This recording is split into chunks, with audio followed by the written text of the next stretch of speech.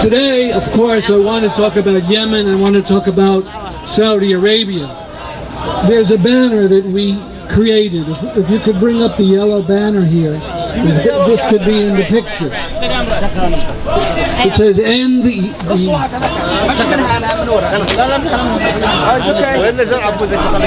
okay. It says, "End the Saudi-U.S. alliance."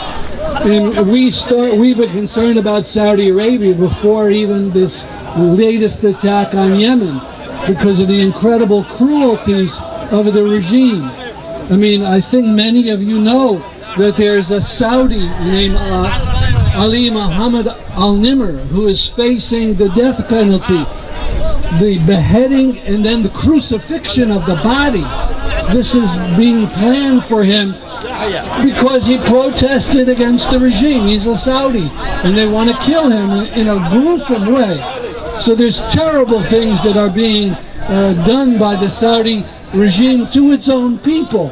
We saw the incompetence of the regime with the Hajj, 700, 1,000 people dying when they went to do their religious obligations, and the regime is so incompetent it can't even have safety.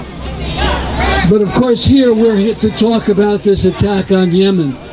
Inexcusable. Why is it Saudi Arabia's business? Why is not their country? It is none of their business to be in Yemen. The United Nations has the authority to send armed forces. They didn't tell the Saudis to go into Yemen. They did not give permission. So if they didn't give permission, it is aggression. It is a war crime, the worst and highest war crime, aggression. And let's not just talk about the Saudis. My own government, the United States, many of you are U.S. citizens. We are up to the hilt in cooperation. We're enforcing the blockade.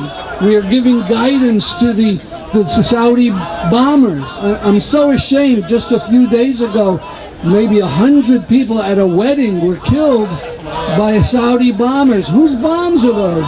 Made in the USA. Who gave the guidance?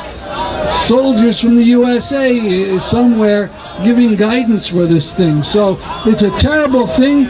And not only the US and not only Saudi Arabia. What about Egypt? Egypt with the Al-Sisi, who has the record for the one-day massacre of people at the Araba, where 1,000 or more were killed. And Sudan, who the U.S. always says is horrible, that did Darfur massacres, genocide. The head of Sudan can't even travel because he's under indictment. He is part of this coalition attacking Yemen.